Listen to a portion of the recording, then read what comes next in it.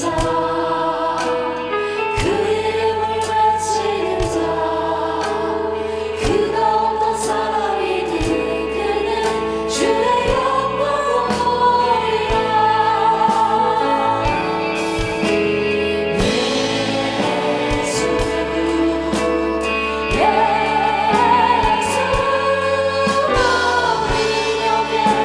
이름 예수 나 외쳐 부르네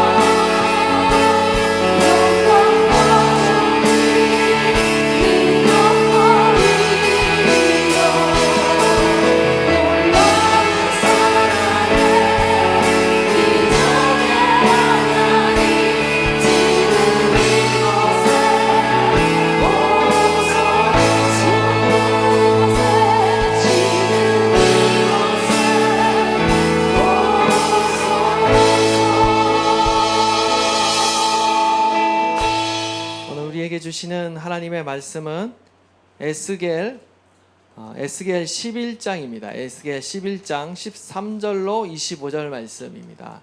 에스겔 11장 13절로 25절 말씀 우리 한 절씩 교독하도록 하겠습니다. 이에 내가 예언할 때에 분하야의 아들 블라다가 죽기로 내가 엎드려 큰 소리로 부르짖어 이르되 오라 주 여호와여 이스라엘의 남은 자를 다 멸절하고자 하시나이까 하니라. 인자야 예루살렘 주민이 내 형제 곧 내 형제와 친척과 온 이스라엘 족속을 향하여 이르기를 너희는 여호와에게서 멀리 떠나라. 이 땅은 우리에게 주어 기업이 되게 하신 것이라 하였나니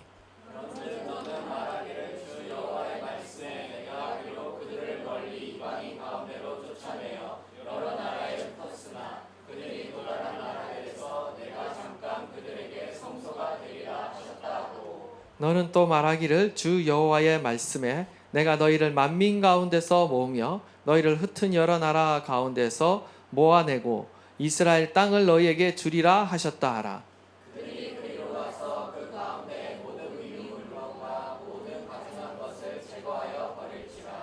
내가 그들에게 한 마음을 주고 그 속에 새 영을 주며 그 몸에서 돌 같은 마음을 제거하고 살처럼 부드러운 마음을 주어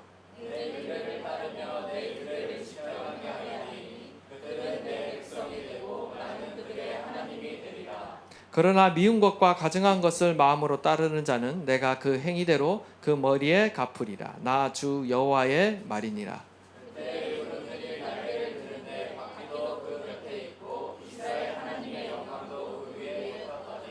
여호와의 영광이 성읍 가운데서부터 올라가 성읍 동쪽 산에 머무르고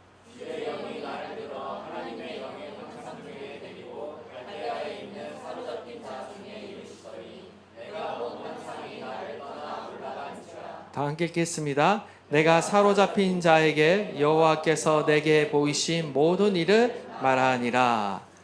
아멘. 예, 오늘부터 또 우리가 에스겔서를 통독하게 됩니다. 에스겔은 바벨론의 1차 공격 당시에 예루살렘에서 살던 제사장이었습니다. 바벨론은 예루살렘 1차 침공 때 그 예루살렘 도시를요 전멸시키지는 않았지만 1차로 이스라엘 사람들을 이렇게 포로로 잡아갑니다. 그때 에스겔도 그 포로 중에 한 명이었습니다. 그때로부터 5년 후에 지금 에스겔이 갈대아 땅 지금 그발 강가에서 한마디로 유대인 어떤 난민촌 근처에서 환상을 보게 됩니다. 때는 그의 나이가 30살이 된 것으로 보이고요. 원래 그가 예루살렘에 있었다면 제사장으로 이렇게 임명받았을 나이였습니다. 그때 갑자기 에스겔이 이런 환상을 봅니다. 폭풍과 큰 구름이 다가오는데 구름 속에서 이렇게 날개를 양옆으로 뻗어서 서로 접하고 있는 4개의 기이한 어떤 생물을 봅니다. 이들은 각기 4개의 얼굴을 가졌고요. 또 4개의 날개를 가졌습니다. 그리고 곁에는 바퀴가 또 하나씩 총 4개가 있었습니다.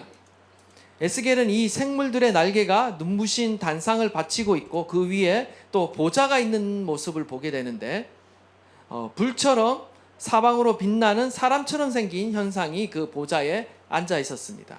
하나님의 영광의 형상을 본 거죠. 여러분이 아무리 이 성경을 읽으시면서 나름대로 머리로 이 이미지를 그려보려고 해도 좀처럼 그려지지 않고 인터넷에 찾아봐도 똑같은 그림이 없고 다 이렇게 희귀한 그런 그림입니다. 정확하게 묘사하기가 좀 어려운데 저도 이렇게 찾아보면서 어떤 그림이 가장 이 성경이 말하는 어떤 그 이미지에 합당할까 나름 찾아보다가 제가 한 2개 정도를 그나마 비슷하지 않나라고 이것도 어차피 상상이니까요. 예, 한번 보여주시면 보이시나요? 지금 4개의 생물이 있습니다. 머리가 4개를 동서남북으로 가지고 있고요. 그리고 날개가 4개가 있습니다. 2개는 자신의 몸을 가리고 있고 2개는 이렇게 활짝 펴서 날는 거죠. 그리고 그 날개들이 지금 서로 이렇게 맞닿아 있고요. 그 근처에 또 바퀴가 있다. 근데 바퀴 안에 또 바퀴가 있는 형상이다. 도대체 무슨 말인지 모르겠어요. 근데 나름 그거를 문자적으로 상상해서 그린 그림입니다.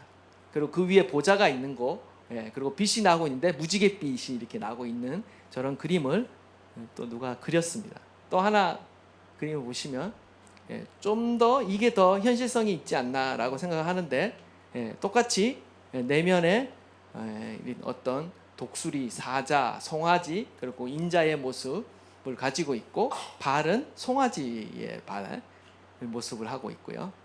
또 그 위에 앉아 있는 인자에 앉아 있는 모습을 우리가 상상하시면 될 것 같습니다. 도대체 이제 아무 이미지가 없이 이 성경 에스겔을 읽으려고 하면 굉장히 힘들거든요. 저 그림은 아니겠지만 그래도 어느 정도 저런 입체적인 그림을 가지고 여러분이 읽으시면 조금 더 성경을 읽는데 여러분이 이해가 되시고 도움이 될 거예요. 지금 이 네 생물은 그룹들입니다. 그룹들. 하나님의 보좌를 떠받치고 있고요. 일종의 하나님의 보좌를 나르는 일종의 수레와 같은 역할을 하고 있다는 것을 여러분이 보게 됩니다. 이 네 생물의 형상을 보면 각각 네 얼굴과 네 날개가 있고요. 그 네 얼굴은 사람, 사자, 소, 독수리의 얼굴을 하고 있습니다. 이것이 의미하는 바가 정확히 뭔지 알 수가 없어요. 그래서 여러 사람들이 나름 신학적으로 추측을 했고 여러 해석들을 내놨습니다. 가장 무리 없는 해석을 하자면 사람은 하나님의 창조물의 대표고, 사자는 어떤 야수들의 대표입니다. 소는 가축의 대표고, 독수리는 조류의 대표이죠. 한마디로 하나님이 지으신 어떤 모든 피조물을 대표한다라고 볼 수가 있고요. 또 이 생물들의 얼굴이 동서남북을 향하고 있습니다. 이것은 온 세상을 의미하는 것입니다. 결국 이것이 상징하는 바는 하나님이 이스라엘만의 하나님이 아니라 온 땅을 다스리고 계시며 하나님이 모든 피조물에게 찬양받기에 합당한 분이심을 상징하고 있다라고 말할 수 있겠습니다. 사실 하나님의 영광이 바벨론 땅에 지금 나타났다라는 것은요, 굉장히 큰 의미가 있는 것입니다. 이스라엘 백성들에게 있어서 하나님은 예루살렘 성전 안에만 계시는 분이에요. 이스라엘 땅, 거룩한 땅, 하나님이 선택한 백성들 가운데, 그곳 가운데도 선택한 하나님의 땅, 시온산, 예루살렘, 그것도 그 예루살렘 성전 안에 거하시는 하나님이었다라는 거죠. 결코 부정한 이방 땅 가운데 계실 분이 아니에요. 그곳 가운데는 성전도 있지 않아요. 그래서 결코 있을 수 없는 일인 것이죠. 그러나 사실은 어떻습니까? 하나님은 온 땅의 주인이라는 거죠. 유대인만의 하나님이 아니고 온 세상 모든 민족들의 하나님이시라는 것입니다. 하나님은 온 세상 어디에나 계시며 만물을 주관하시는 분이시다. 이스라엘의 백성들의 이 편협한 신학을 하나님께서 고쳐주고 계시는 거죠. 에스겔을 보시면요, 굉장히 많은 환상들과 어떤 상징 행동들이 나오고 있습니다. 특히 4장, 5장을 보면 에스겔은 말뿐만 아니라 다양한 방법으로 하나님의 메시지를 증거합니다. 시각적인 연출을 하는데요, 예를 들어서 마치 우리가 길거리에서 공연을 하듯이 이 에스겔이요, 길거리에서 사람들이 보도록 뭔가 행동을 취합니다. 기상천외한 행동들을 하죠. 상징적인 행동을 통한 예언입니다. 예언적인 메시지에 대한 우리가 비유다라고 생각하시면 됩니다. 예를 들면 토판, 흙판에 예루살렘을 그린 후에 그것이 적들에 의해 에워싸여 공격당하는 그런 모형을 이렇게 미니어처같이, 이렇게 프라모델이 없었으니까 그때 당시에 그냥 어떤 흙에 뭐 또 여러 가지 철판 이런 걸로 가지고 모형을 만들어서 이런 모형을 만드는 거예요. 이것이 의미하는 바는 하나님의 심판으로 인해 예루살렘이 바벨론 포로 가운데, 군대 가운데 포위되고 결국 함락될 것을 예언하고 있는 것이죠. 또 어떤 행동을 하냐면요, 왼쪽으로 390일 그리고 오른쪽으로 40일을요 땅바닥에 누워서 온종일 보내는 거예요. 그리고 소량의 떡과 물만을 정해진 시간에 이렇게 먹게 되는데, 특별히 이 떡을 구워 먹을 때 어떻게 하냐면 하나님이 사람의 인분에 그 떡을 구워 먹으려고 합니다. 그러니까 에스겔이 도저히 이제 역겨워서 안 되니까 이제 하나님께 이렇게 불만을 토로하니까 하나님께서 결국 그것은 용서해 주시고 어떻게 허용해 주시냐면 쇠똥, 우리 소똥에 구워 먹으라고 이렇게 허락을 해 주십니다. 그래서 소똥에 떡을 구워 먹게 되죠. 이것은 뭐냐? 결국 예루살렘의 포위당함으로 인해 이제 그 예루살렘 성 안에 기근이 오게 되고 결국은 부정한 음식을 먹게 된다라는 또한 그런 예언이 된다라는 거죠.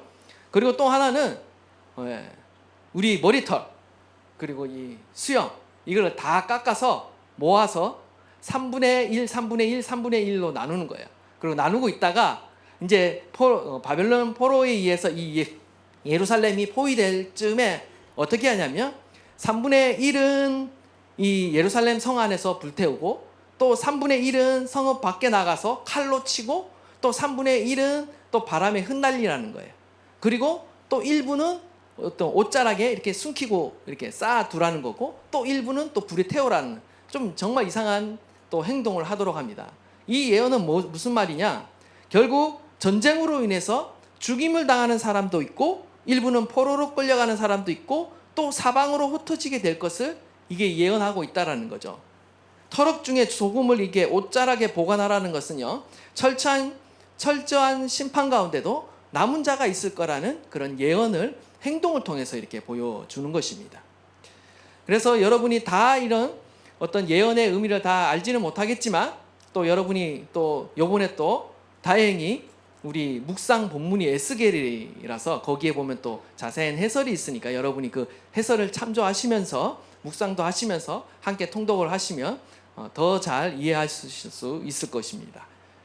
이 에스겔서를요 전체적인 단락을 좀 구분해 보면요 1장부터 3장까지가 바로 에스겔의 소명 기사입니다. 선지자로 부름받는 장면이 나오고 4장부터 24장까지 유다와 예루살렘에 대한 심판 예언입니다. 그리고 25장에서 32장은 주변 이방 민족에 대한 심판 예언이고 마지막 33장부터 48장이 바로 대부분 이제 이스라엘의 회복과 새 성전에 대한 예언이 나오고 있어요. 근데 이 4장부터 24장까지가 바로 유다와 예루살렘에 대한 심판 예언인데 그 중에서 8장에서 11장까지가 바로 성전에 대한 환상을 봅니다. 마치 이 에스겔이 유체이탈하듯이 하나님의 성령에 의해 이끌려서 마치 가상 체험하듯이 예루살렘으로 가서 예루살렘의 그 성전 안 주변을 하나님이 돌아보게 하시고요. 그 안에서 지금 이스라엘 민족의 지도자들이 이스라엘 백성들이 얼마나 가증한 일을 하고 있냐 역겨운 일을 하고 있는가를 보게 됩니다. 이 성전 안뜰에 우상들이 세워져 있고요. 또한 이스라엘 장로들이 이 이방 신들에게 지금 성전 안팎에서 제사를 드리는 모습을 보여주죠. 그리고 이스라엘 여인들이 담무스라는 이름의 심지어 바벨론의 신을 숭배하는 모습까지 보여줍니다. 그러니까 유다 말기에 정말 유다 백성들이 얼마나 타락해서 하나님의 그 거룩한 성전 안에서 정말 얼마나 끔찍한 일들을 저질렀는가라는 것을 하나님이 보여주시는 거죠. 하나님께서 예루살렘을 심판하시고 떠날 수밖에 없었던 이유를 시각적으로 이렇게 보게 해 주십니다. 마지막 11장에서 하나님의 인재가 결국 예루살렘을 떠나는 것으로 이렇게 마무리됩니다. 오늘 우리가 본문 마지막 부분에 가면 그 하나님의 인재가 떠나는 것으로 마무리가 되고 있는데 보시면 여러분 이제 성경을 보시면 아시겠지만 하나님의 인재가요 단계별로 떠납니다. 제일 처음에는 바로 하나님의 언약궤 위에 하나님의 그 인재가 머물렀는데 그것이 떠오르고 그 다음에 어디로 이동을 하냐? 문지방으로 이동합니다. 그 다음에 잠시 머물렀다가 어디로 이동하냐면 그 문지방에서 동편으로 계속 이동하거든요. 동편으로 이동해서 안뜰 동편 문 앞에서 또 잠시 머무릅니다. 그리고 또 이어서 어디로 이동을 하느냐? 그 안뜰 동편 문에서 계속해서 이동해 나가는 거죠. 그래서 나중에는 성읍 밖 동쪽 동산에 머뭅니다. 오늘 본문 보시면 마지막에 동쪽 성읍 동쪽 산에 머물렀다 말하는데 그 산이 바로 감난산입니다. 우리가 잘 아시는 감난산. 그리고 나중에 이제 완전히 떠나는데 어디로 떠나는지는 보이지 않지만 우리는 이미 알고 있습니다. 에스겔 1장에 어디에 나타났죠? 바벨론 그발 강가에 나타나신 거예요. 예루살렘을 떠나서 바벨론으로 하나님의 임재가 옮겨온 곳입니다. 굉장히 놀라운 사건이라고 말할 수가 있습니다. 13절을 보시면 이에 내가 예언할 때에 분하냐의 아들 브랴다가 죽기로 내가 엎드려 큰 소리를 부르짖어 이르되 오라 주 여호와여 이스라엘의 남은 자를 다 멸절하고자 하시나이까. 지금 13절을 보시면 우리가 읽지는 않았지만 바로 앞절이죠. 에스겔이 하나님의 명령에 따라서 유다의 멸망을 예언했는데 이때 예루살렘의 지도자 중에 한 사람이 죽습니다. 블라다가 죽는 것을 목격을 하죠. 하나님의 심판이 시작된 거예요. 하나님의 심판이 시작되자 하나님의 심판이 반드시 실행된다는 것을 본보기로 하나님께서 보여주신 것이죠. 이것을 보자 에스겔이 갑자기 하나님 앞에 엎드려서 큰 소리로 울부짖기 시작하는 거예요. 이스라엘의 남은 자를 다 멸절하고자 하시나이까. 지금 에스겔은요, 하나님의 심판으로 인해서 언약 백성들이 하나도 남지 않을 거라는 그 위기감을 느낀 거예요. 마치 모세처럼 망해가는 하나님이 심판하시려는 그 이스라엘 백성들을 지금 구원해 달라고, 하나님 심판을 멈춰 달라고 지금 간절히 호소하는 거죠. 이스라엘의 미래를 위해서는 남은 자들을 살려달라고 지금 기도하는 것입니다. 이 기도에 하나님이 응답하셔서 오늘 회복의 말씀을 주고 계시는 것입니다. 먼저 14절과 15절 말씀인데 우리 한번 다 함께 읽도록 하겠습니다. 시작.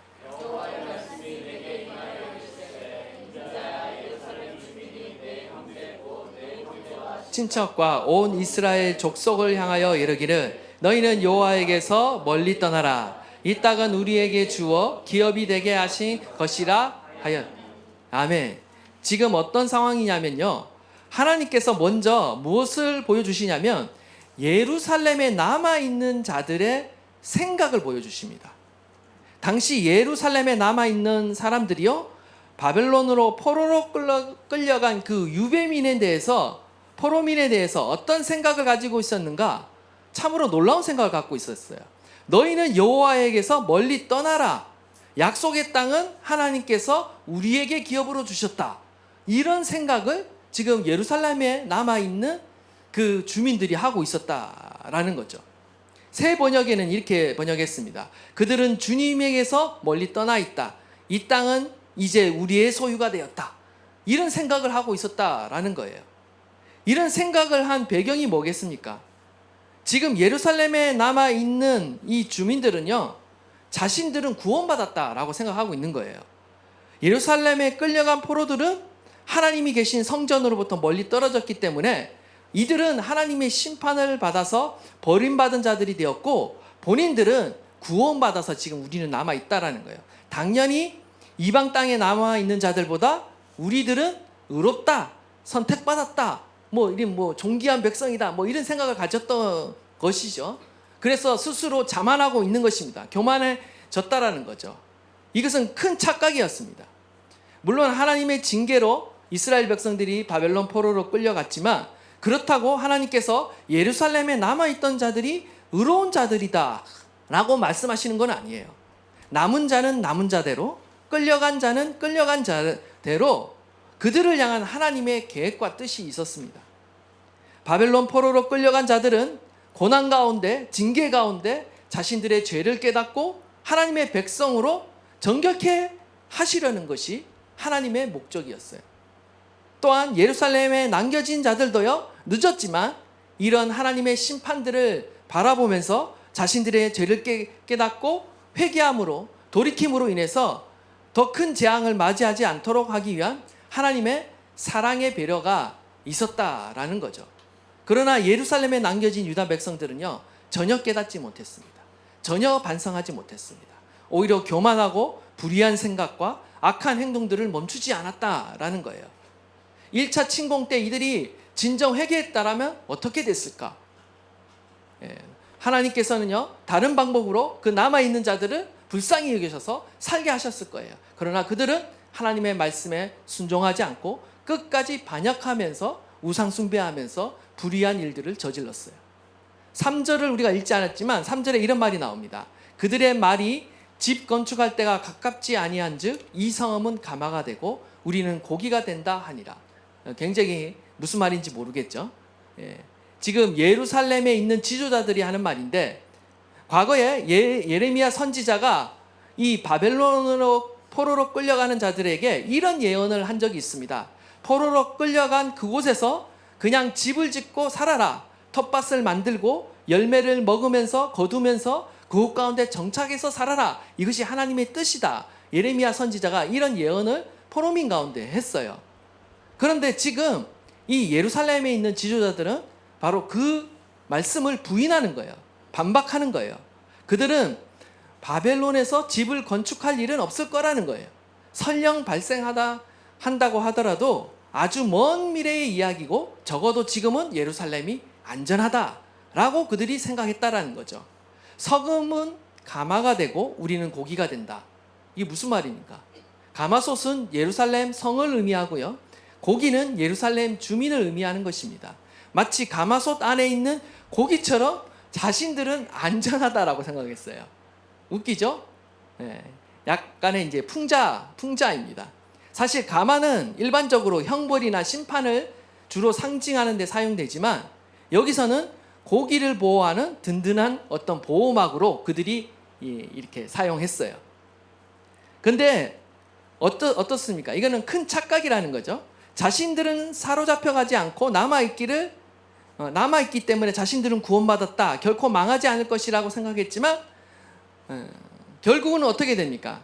예루살렘에 남아있던 자들은 바벨론에 의해 짓밟히게 되고, 오히려 바벨론으로 끌려온 자들은요, 하나님에 의해 보호를 받게 되는 것입니다. 이런 역설적인 사건이 일어나게 되는 것이죠. 누가복음 13장 4절로 5절 말씀입니다.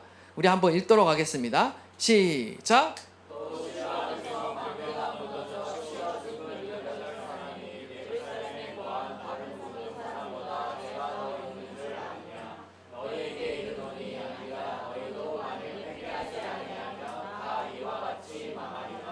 아멘.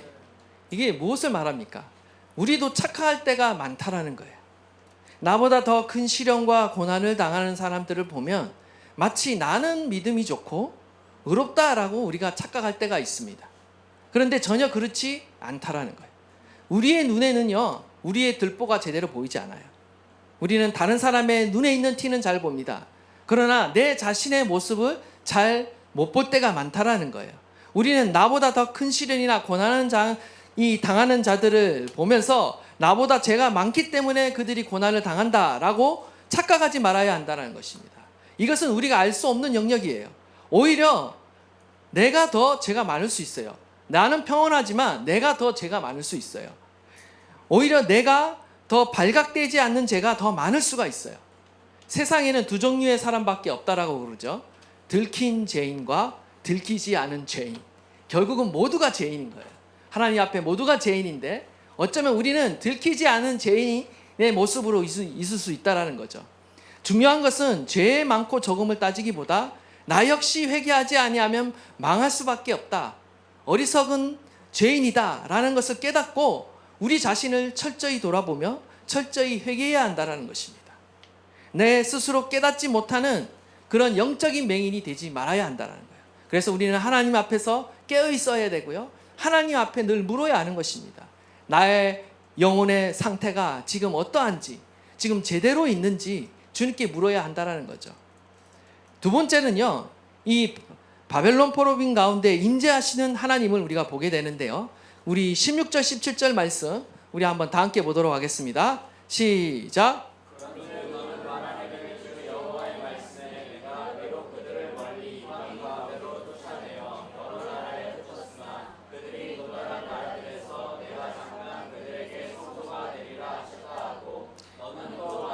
주 여호와의 말씀에 내가 너희를 만민 가운데서 모으며 너희를 흩은 여러 나라 가운데서 모아내고 이스라엘 땅을 너희에게 주리라 하셨다 하라. 아멘. 지금 바벨론 포로민 가운데 하나님이 위로의 말씀을 오히려 주십니다. 예루살렘 주민에게 주시는 게 아니라 지금 바벨론 포로 가운데 끌려온 사람들을 향해 위로의 말씀을 줘요. 지금 자신들의 동족에 의해서도 멸시를 받고 있고 자기 스스로도 하나님께 버림받았다라고 생각하는 지금 이 바벨론 포로민 가운데 하나님께서 놀라운 약속을 주고 계시는데, 바로 하나님이 예루살렘 성전에 계시는 것이 아니라 바벨론 포로로 끌려온 유다 백성들 사이에 계시겠다는 거예요. 하나님이 친히 그들에게 성소가 되겠다라고 말씀하십니다. 그러면서 잠깐이라는 표현을 사용하셨어요. 잠깐이라는 것은 이스라엘 백성들이 바벨론에 머무르는 동안 그렇게 하시겠다는 거예요. 그들은 영원히 그 땅에 머무는 자들이 아닙니다. 결국 때가 되면 흩어진 나라들 가운데서 다시 이스라엘 땅으로 돌아오게 될 거라는 거죠. 다시 약속의 땅을 차지하게 될 거라는 것입니다. 하나님은 오직 성전에만 갇혀 계시는 분이 아닙니다. 하나님은 오늘도 우리의 고난의 현장, 시련의 현장에 찾아오시는 분이에요. 함께 하시는 분입니다. 우리의 고난의 현장으로 찾아오시는 분이세요. 항상 우리가 먼저 하나님을 찾은 것이 아니라 성경의 역사를 다 뒤져보고 우리의 인생을 뒤져봐도 하나님이 먼저 우리를 찾아오셨어요. 이게 은혜인 것이죠. 이 하나님의 은혜가 없었다라면 우리는 진작에 망했을 것입니다. 감사한 것이죠. 그런데 우리가 언제까지 이런 상태에 있어야 되겠습니까? 이제는 우리가 하나님을 찾아야 한다는 것입니다. 우리가 먼저 하나님을 찾아야 합니다. 우리가 아무리 먼저 우리가 하나님을 찾았다라고 할지라도 결국은 하나님이 먼저 우리를 찾아오시고 불러주셨기 때문에 우리는 하나님 앞으로 나갈 수 있는 것입니다. 유다 땅에 남은 예루살렘 주민들은요, 자신들은 안전히 보존될 것이며 성전에서 멀리 떨어진 이 바벨론 포로민은 하나님의 보호를 받지 못하며 결국 파멸할 것이라고 생각했지만 오히려 정반대의 일이 벌어졌다. 그토록 안장할 것이라 여기던 예루살렘은 이방인들에 의해 짓밟히고 버려진 땅, 버려진 인생이라고 여겼던 이 바벨론 포로민들에게는 하나님이 친히 그들의 성소가 되어주셔서 그들을 보호해 주셨습니다.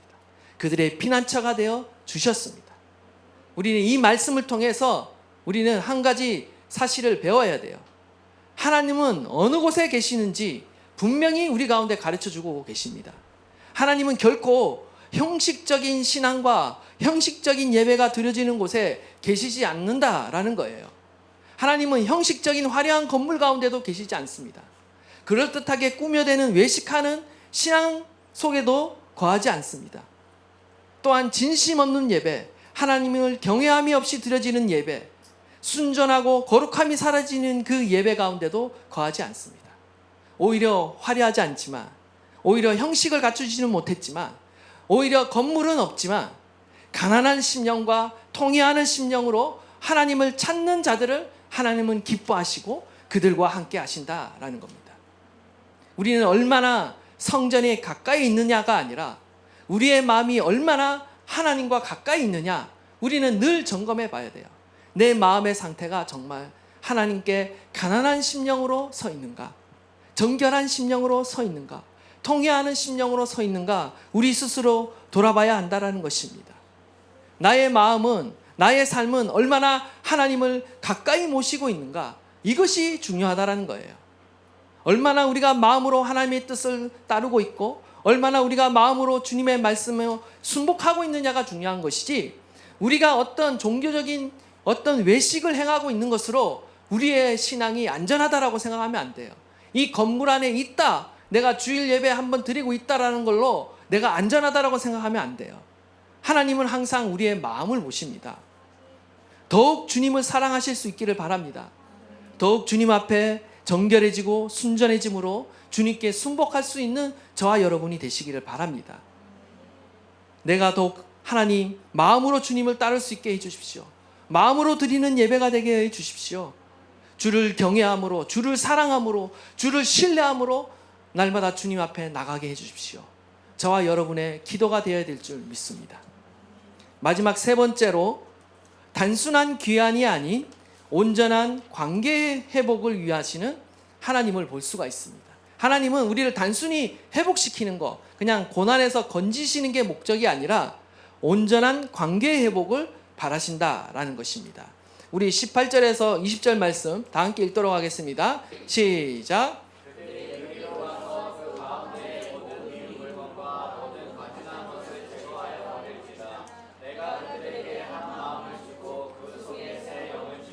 그 몸에서 돌 같은 마음을 제거하고 살처럼 부드러운 마음을 주어 내 율례를 따르며 내 규례를 지켜 행하게 하리니 그들은 내 백성이 되고 나는 그들의 하나님이 되리라. 아멘. 하나님께서 바벨론 포로민들에게 다시 예루살렘으로 귀환하게 될 것을 예언하시면서 단순히 귀환하는 데 그치는 것이 아니라 과거에 불순종하던 그 모습들을 완전히 벗어버리고 하나님과 새로운 관계, 온전한 관계 안으로 들어가게 될 것을 지금 예언하고 있습니다. 먼저 18절을 다시 보시면 모든 미운 물건과 모든 가증한 것을 제거하여 버릴지라 라고 말씀하고 있어요. 하나님이 미워하시는, 가증히 여기시는 우상들을 제거하라고 말씀하고 있어요. 모든 미운 물건과 가증한 것은 바로 우상을 말하고 있죠. 하나님이 보시기에 가장 미워하고 가증히 여기시는 것입니다. 바벨론의 포로로 끌려간 유다 백성들은요, 긴 그 포로 생활을 통해서 자신들의 나라가 망하고 이방 땅에 포로로 잡혀오게 된 그 원인이 무엇일까? 그들은 곰곰이 반성을 했을 거예요. 처음에는 국력이 약해서 그랬는가? 그래서 우리가 이런 수모와 고통을 겪는가? 이렇게 생각했을 수도 있고요. 또한 하나님이 바벨론의 신 마르둑보다 약해서 우리가 진 것이 아닌가라는 그런 생각도 그들이 가졌을 것입니다. 그렇기 때문에 유다 말기에 어떻게 합니까? 그 예루살렘 성전 안에 마르둑 신을 또 세워놓고 우상 숭배하는 일이 생기는 거죠. 자신들을 공격해 오려는 그 바벨론의 신을, 원수들의 신을 그들이 섬기는 거예요. 더 강한 신인가 싶어서 섬기는 거죠.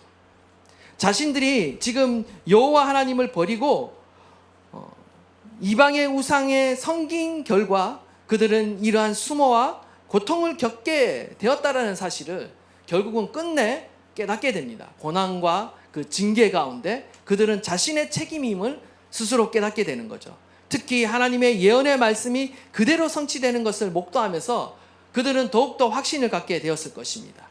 그래서 그들이 이스라엘 땅으로 돌아와서 맨 먼저 하는 일이 무엇이냐? 바로 그 모든 고난의 원흉인 바로 우상들을 모두 제거하는 것입니다. 우리가 포로기한 시대의 역사를 기록한 에스라서를 보면요, 포로기한민들이 예루살렘 땅으로 돌아가서 이방 민족들과 결혼하는 일이 일어납니다. 그런데 이들이 그 가운데 신앙개혁이 일어나는데 그때 무슨 일을 하냐면 바로 이방 출신의 그 아내들을 내보내는 그런 결단을 합니다. 이들이 이런 결단을 하게 된 이유는요, 이방 여인을 아내로 삼지 말라는 율법의 규정이 있기 때문이기도 하지만 더 중요한 것은 이 이방 출신의 아내들로 인하여 그들 사회에 다시금 우상 숭배하는 일이 발생하지 않도록 그것을 미연에 방지하기 위한 조치였어요. 우리가 예수 그리스도를 믿고 구원은 받는 거 너무나 중요해요. 근데 그거보다 더 중요한 것은요, 우리가 옛 생활을 벗어버리는 거예요. 과거에 죄를 짓고 과거에 음란하고 과거에 하나님을 배역했던 그 일들을 예수 믿고 구원받았다라는 사실에 그냥 만족하고 더 이상 내 과거의 습관을 버리지 못하는 사람들이 있습니다. 그러나 진정한 구원은 무엇인가? 과거에 죄악된 모습을 벗어버리는 거라는 거예요. 죄 용서받는 것으로 끝나는 것이 아니라 하나님이 미워하시고 가증히 여기시는 것을 버리는 것이 진정한 구원이다라는 거예요. 과거에 즐겼던 우상들, 과거에 죄된 습관들, 이기적인 자아의 모습들과 교만하고 완고한 삶의 자세들을 버리는 것이 진정한 구원이다라는 것이죠. 성경은 구원받은 사람을 가리켜 새로운 피조물이라고 말씀하고 있습니다. 구원받았다라는 것은 단지 내가 하나님의 심판으로부터 건짐을 받았다, 죄 용서받았다라고 끝나는 것이 아니라 완전히 새로운 피조물로 다시 태어나는 거예요. 우리는 완전히 새로운 피조물입니다. 구원받기 이전의 모습과 완전히 달라져야 하는 거예요. 성품이나 삶이 변하지 않는다면 우리는 온전한 의미의 어떤 회복과 구원을 아직 경험하지 못한 겁니다. 물론 구원받은 백성이라 할지라도 때로는 죄를 범할 수 있죠. 하지만 그거는 어디까지나 인간적인 연약함에 의한 실수일 뿐이지 고의적인 것이 돼서는 안 되고 습관적인 것이 되어서는 안 된다는 거예요. 우리는 계속해서 변화되고 성화되어져 가야 하는 거예요. 시간이 지날수록 우리는 하나님의 형상을 더욱 닮아가야 한다는 거죠. 에베소서 4장 22절로 24절, 너희는 유혹에 욕심을 따라 썩어가는 구습을 따르는 옛사람을 벗어버리고 오직 너희의 심령이 새롭게 되어 하나님을 따라 의와 진리의 거룩함으로 지으심을 받은 새 사람을 입으라. 우리는 날마다 우리의 심령이 새로워져야 합니다. 옛사람을 벗어버려야 돼요. 옛 성품을 벗어버려야 됩니다. 반대로 우리는 어떻게 해야 돼요? 새 옷을 갈아입어야 되죠. 여러분, 날마다 옷을 갈아입지 않습니까, 여러분? 우리 특히 여름 되면 어떻습니까? 땀이 나기 때문에 여러분 갈아입지 않으면 몸에서 바로 이제 냄새가 납니다. 땀 냄새가 나겠죠. 그래서 우리는 옷을 갈아입게 되어 있어요. 그런데 왜 우리는 내면에서 인격적으로 악취가 나는데도 왜 옷을 갈아입지 않습니까? 왜 여전히 과거의 모습, 그 과거의 인격으로 그냥 방치하고 있습니까? 벗어버려야 한다는 거예요. 당연하게 여기는 것이 아니라 제거해야 된다라는 것입니다.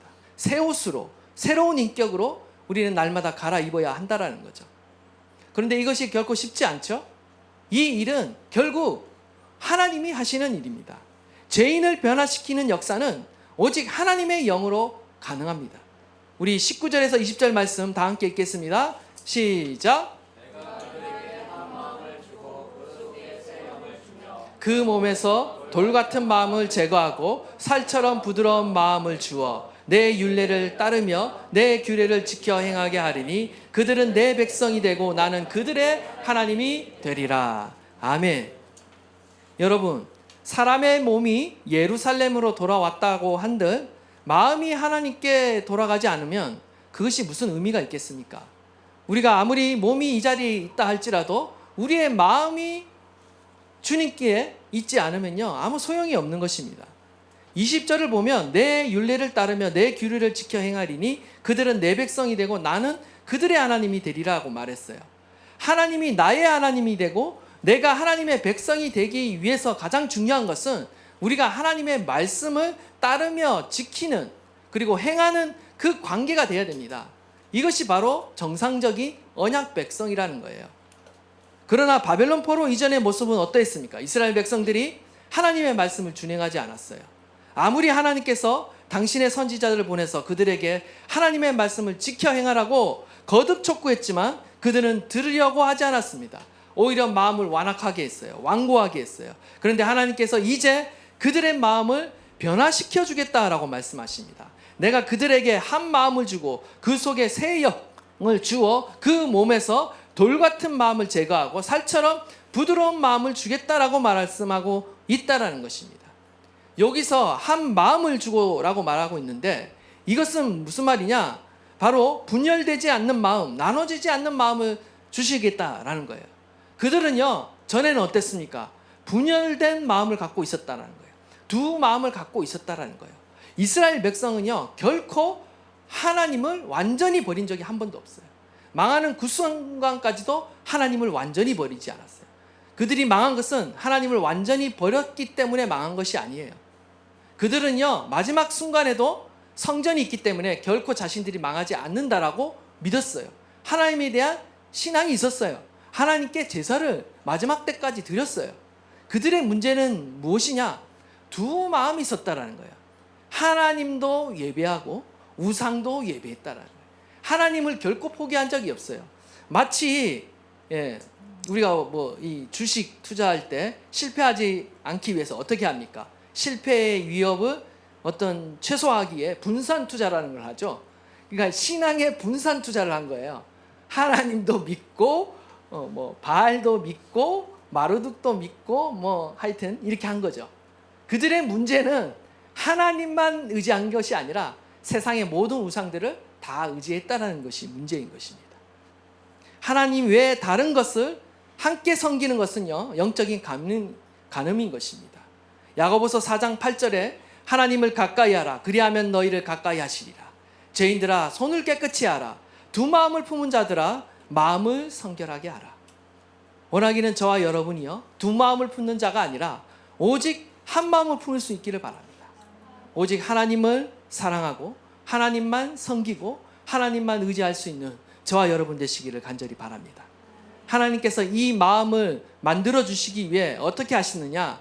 우리 안에 돌같이 굳어진 마음, 오랫동안 변화되지 않고 이 완고해진 이 마음을 제거해 주시겠다. 대신에 우리 마음에 살처럼 부드러운 마음을 주시겠다라고 말합니다. 에스겔서 36장 26절 27절에도 이 말씀을 하고 있죠. 우리 한번 다 함께 마지막으로 읽도록 하겠습니다. 시작.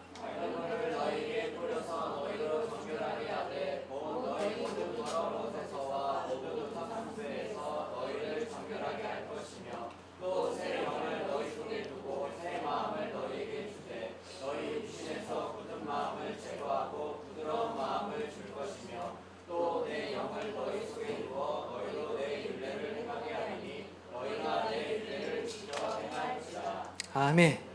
결국 이 일이 어떻게 일어납니까?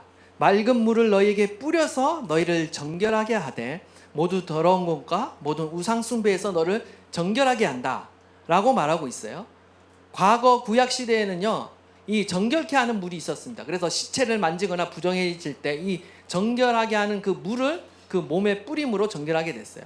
그러나 신약에 와서는 이 정결하게 하는 물이라는 것은 바로 예수 그리스도의 피를 상징하는 것입니다.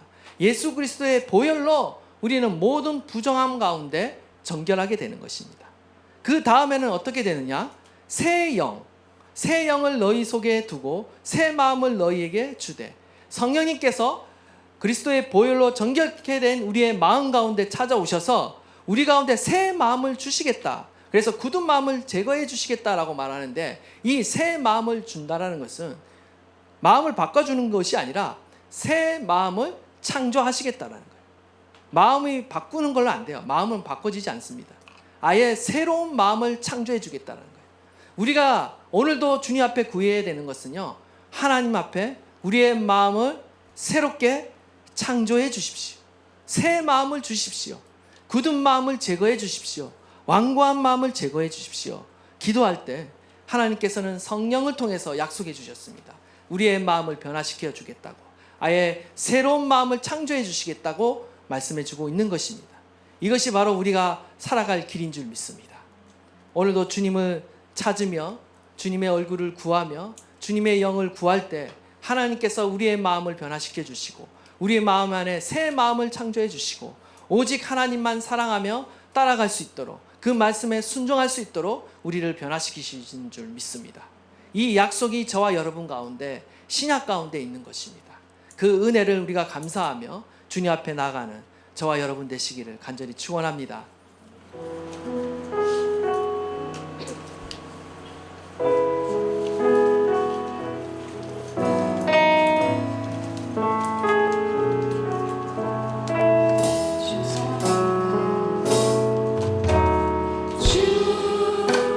사랑합니다.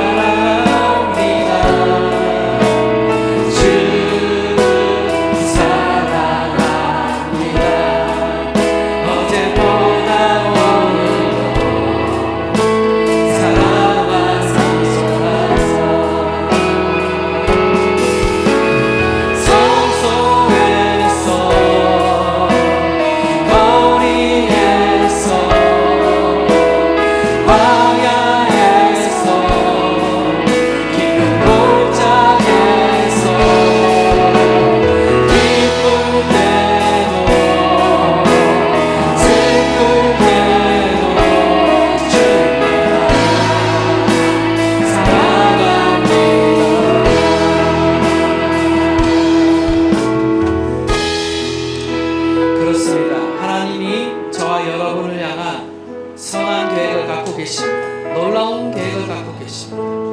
우리가 있는 그 삶의 자리가 어떠하든지, 우리가 있는 그곳이 광야이든지, 우리가 있는 그곳이 깊은 골짜기이든지, 우리가 있는 그곳이 하나님을 예배하는 교회이든지 아니면 삶의 현장이든지, 그 어느 것과 상관없이 하나님은 저와 여러분이 하나님을 예배하고 하나님을 사랑하기를 원하십니다.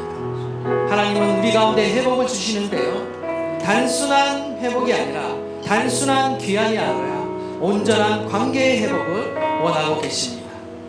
하나님이 미워하시는 것, 가증히 여기시는 것을 내가 가증히 여기고 미워하고 버릴 수 있기를 바라고, 하나님은 우리의 마음과 우리의 생각이, 우리의 영혼이 새로워져서 온전히 주님을 사랑하며 주님을 따라가기를 소망하고 있는 줄 믿습니다. 하나님, 우리의 마음이 새로워지게 하여 주십시오.